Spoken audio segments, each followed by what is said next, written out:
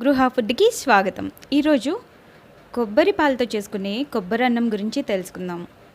ఈ కొబ్బరి అన్నం బిర్యానీ కన్నా పలావ్ కన్నా చాలా చాలా రుచిగా ఉంటుంది.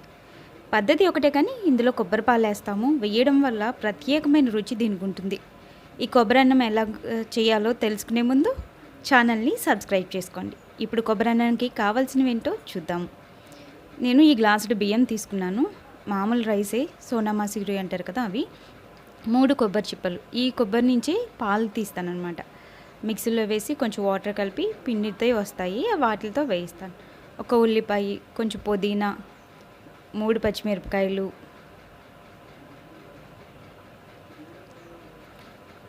అల్లం వెల్లుల్లి పేస్ట్ 2 స్పూన్లు, కొంచెం కొత్తిమీర,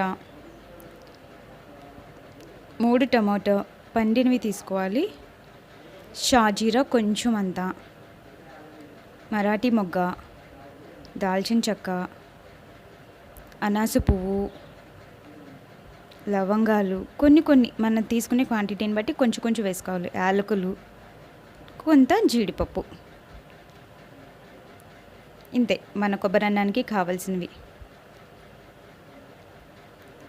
ఇప్పుడు పొయ్యి మీద పాన్ పెట్టుకొని ఒక పావు కప్పు నూనె వేసుకొని అందులో ఈ జీడిపప్పు, తీసుకున్న మసాలా దినుసులు ఉన్నాయి కదా, వాటన్నిటిని వేసి వేయించుకోవాలి.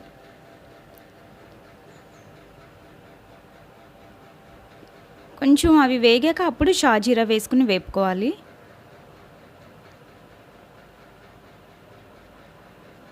చూసారా, కలర్ మారింది కదా. ఇప్పుడు చిన్నగా తరిగి పెట్టుకున్న ఉల్లిపాయ ముక్కలు అందులో వేసుకోవాలి. అంటే నిలువుగా ఉల్లిపాయ ముక్కలు కోసుకోవాలి, సన్నగా వచ్చేలాగా కోసుకోవాలి. ఉల్లిపాయలు వేగాక కొంచెం పచ్చిమిరపకాయ ముక్కలు వేసుకోవాలి.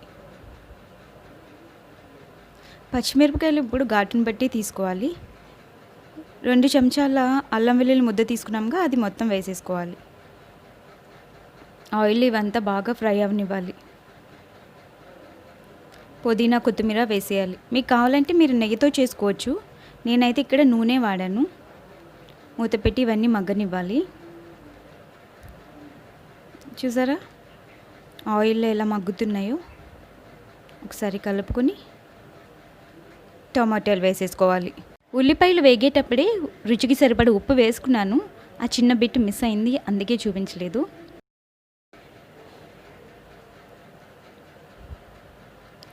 టమాటాలు కూడా ఈ ఆయిల్లో బాగా మగ్గిపోనిచ్చి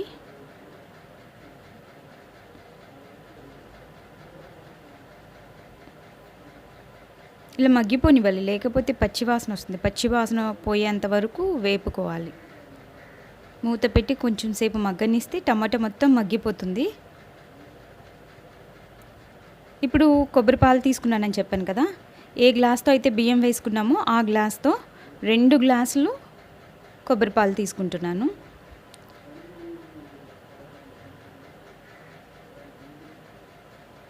రెండు గ్లాసుల కొబ్బరి పాలు తీసుకున్నాను.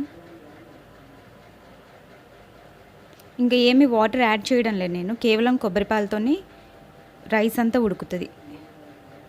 చూసా, కొబ్బరి పాలు ఇలా పొంగులు వచ్చే వరకు ఉంచాలి. ఇప్పుడు మనం కడిగి పక్కన పెట్టుకున్న బియ్యాన్ని ఈ కొబ్బరి పాలలో వేసేసుకోవాలి.